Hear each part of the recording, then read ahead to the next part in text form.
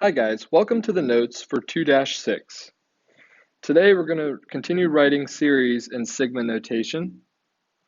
Yesterday we were introduced to sigma notation again and how to write an arithmetic series in this way. So this is just like yesterday's, except I'm going to define my terms for you. And what I mean by that is it says write the series in sigma notation. We have 5, 9, 13, 17, 21, 25, 29. We're adding them all together. So I'm going to tell you, I'd like for you to think of this first term as the 0th term. And this would be the first term, the second term, third term, and so on, all the way until you get to the end. Okay, so depending on how I define it as what is the 0th term versus what is the first term, that should change your argument or your function rule as you're going through it. So if I wanted to figure out what the function rule for this one would be, we can see that the common difference as we go from term to term is adding 4 each time. So we could say f of x is going to equal, remember we're going to do 4 times our x, and then in this case, because I said that 5 was my 0th term, I'm going to add 5 to it. So my function rule for this one, f of x equals 4x plus 5. Now writing it in sigma notation, we got to put our sigma in. We're finding the sum of this series from the 0th term, so I'm going to say x equals 0, all the way to the 6th term. We'll put the 6 on the top, and our argument is 4x plus 5. Hopefully that makes sense. Hopefully you practiced from yesterday, and let's move on. Second slide says write the series in sigma notation. Let's do this one the same way, okay, but you'll see we start with 3, 3.4, 3.8, so we're adding 0.4 each time.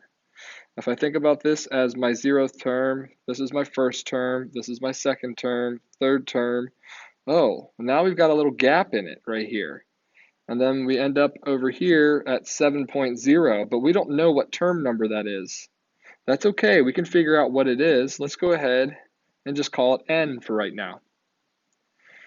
Looking at that series, we know that the slope is 0.4, or common difference, whatever you want to call it. And if I want to figure out the function rule, I know it would still be f of x is going to equal my slope, or 0.4, times x, and then our 0th term we've defined as 3. So we're going to say plus 3. Now, if I want to know what term number this is going to be, okay, what I can do, remember, that's like our output. We can replace our f of x with 7.0. And now we could take it and figure out what term number it's going to be just by working backwards, solving this equation.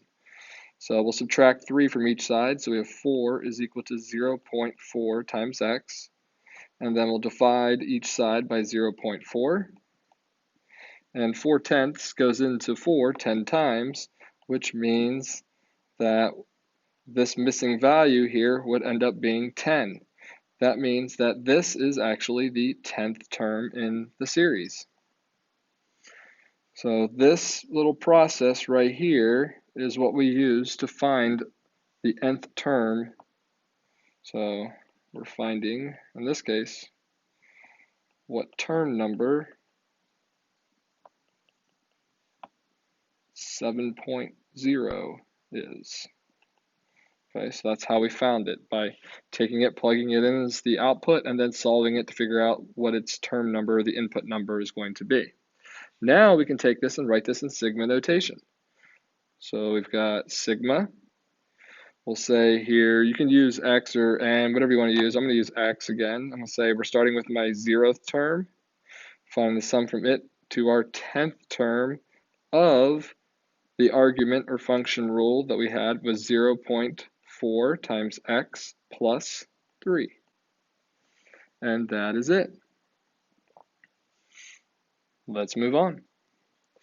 The next one says, is the series shown below arithmetic? Well, if you were adding the same amount each time, we know that it would be arithmetic. But when you go from 1/3 to 1/6 and then 1/6 to 1/9, I think you can tell that it's not going to end up being arithmetic for us. So we just need to examine it here and think about, is there a pattern we see? And in this case, when we look at the denominator, each of the denominators is divisible by 3.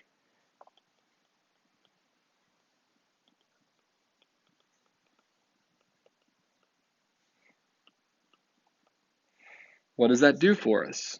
Well, let's think about it for a second, right? If each of those numbers is divisible by 3, we could rewrite this as 1 over 3 times what is 3? Well, that would be like 3 times 1 plus 1 over, how do we get 6? Well, we do 3 times 2 plus 1 over, we'd say 3 times 3. And we continue this all the way across until we get to our 18, which would have been 1 over 3 times 6.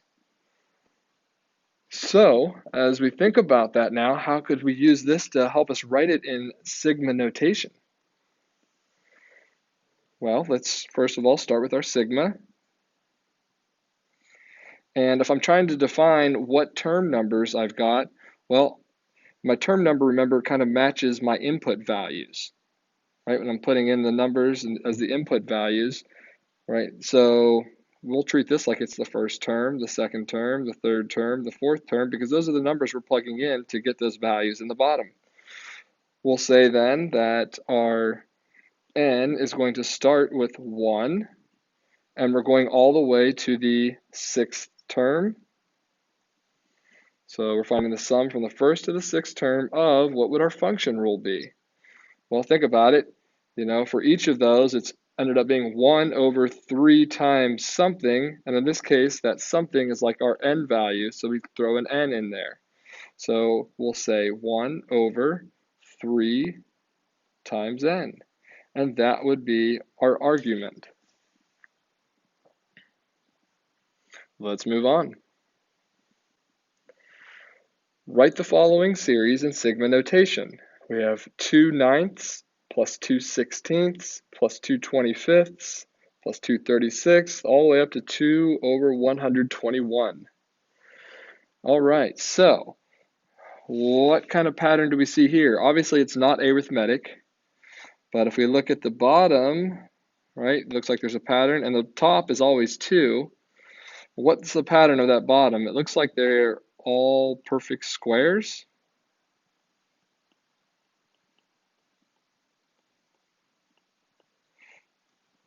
That means we could probably rewrite those. We know that 2 is going to be over, well, what are we squaring to get 9? We'll be squaring 3 to get 9, plus 2 over 4 squared gives us 16, plus 2 over 5 squared gives us 25, plus 2 over 6 squared gives us 36, and we're going to continue on until we get all the way to the end, which was 2 over 11 squared. Ooh, that's not a 2. There we go. As we think about that now, right, what are the input values that we're putting in each time? So it looks like if we were trying to write this out in sigma notation, we've got our sigma, and we're starting with inputting a 3 into it. So let's go ahead here and say we're going to find it from the 3rd term all the way until we get to 11. So our inputs will start at 3 and go all the way to 11. For the argument, well, we know that it would be 2 over, and the thing that's changing, right, is like that number in the denominator.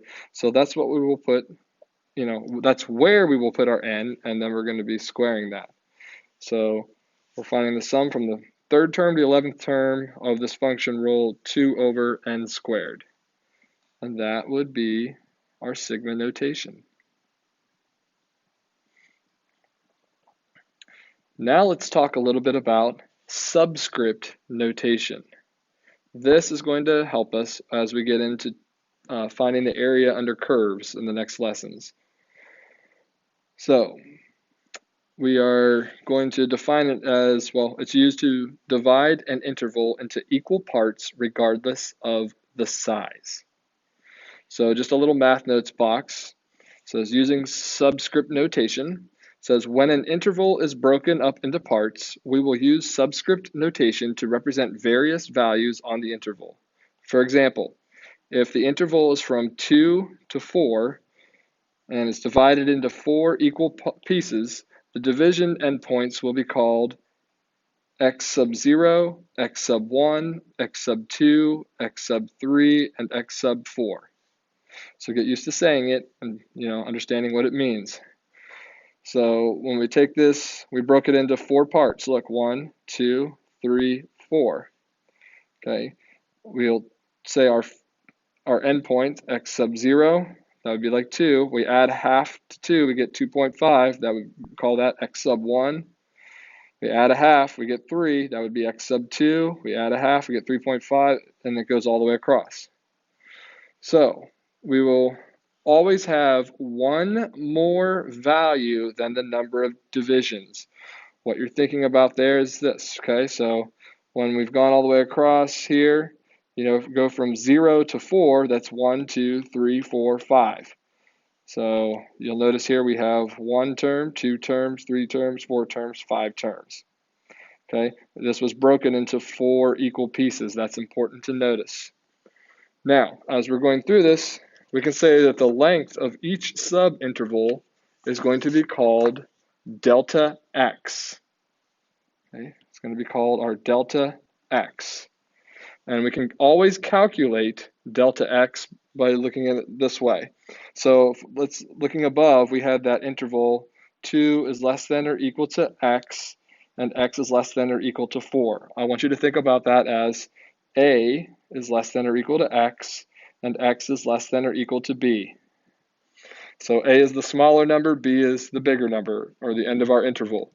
So we can always find delta x by doing this. We can say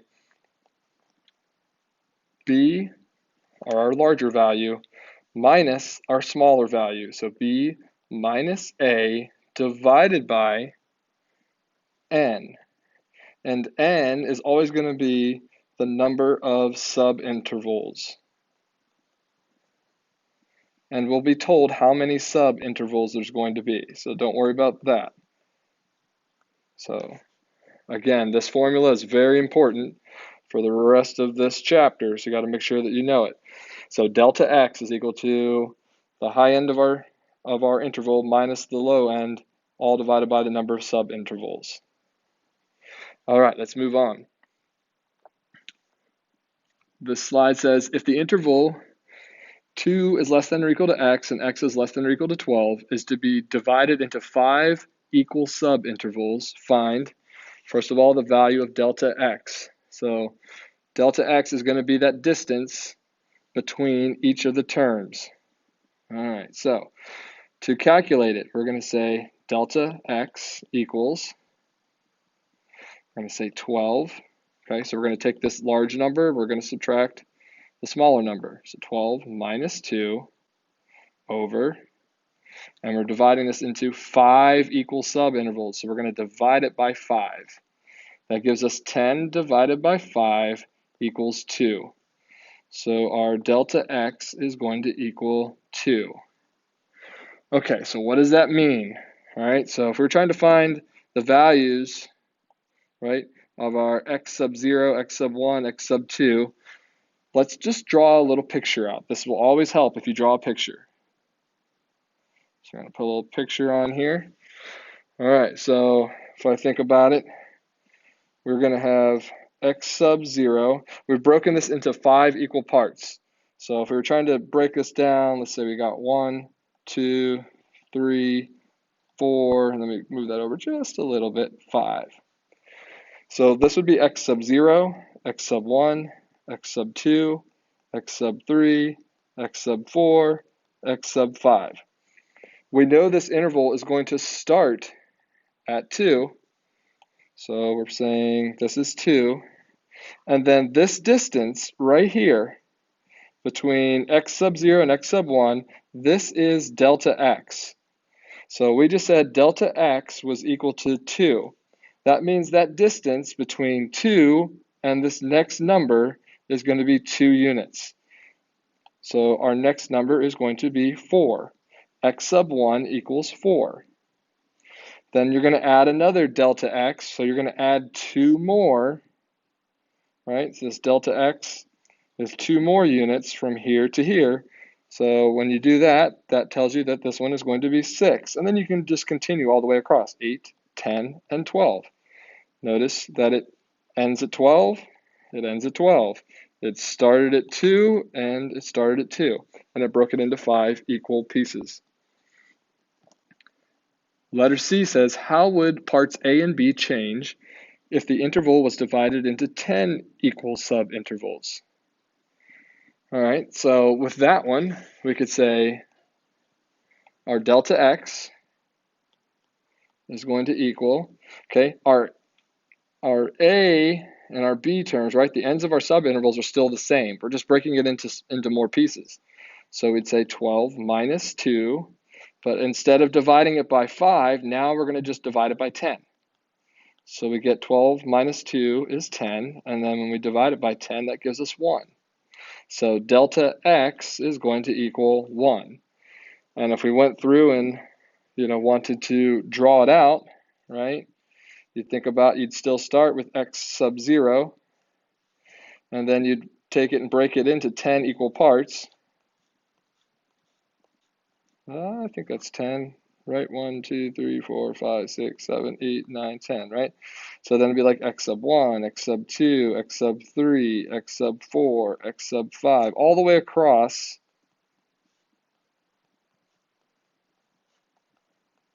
Remember though, how many terms would you have? You would have one more term, right, than the number of subintervals. So if there's 10 subintervals, you would need 11 terms. But that just means if delta x is now 1, our first term would be 2. Our second term, we're going to add 1 to it, so 3, 4, 5, 6, 7, and all the way across until you get to 12. Hopefully that makes sense. If not, please let me know, and I'll be glad to answer any questions you have. Let's move on to the last part.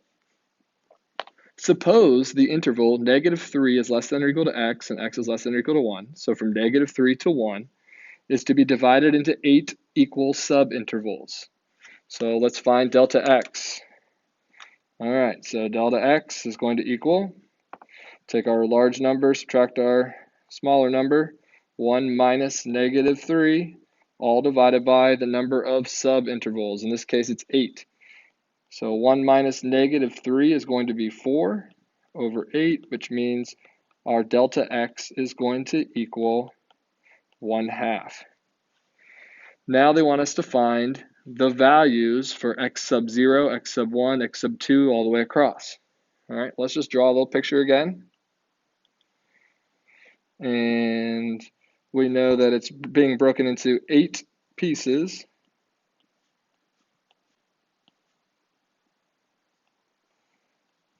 So we'd have x sub 0, x sub 1, x sub 2, x sub 3, all the way across.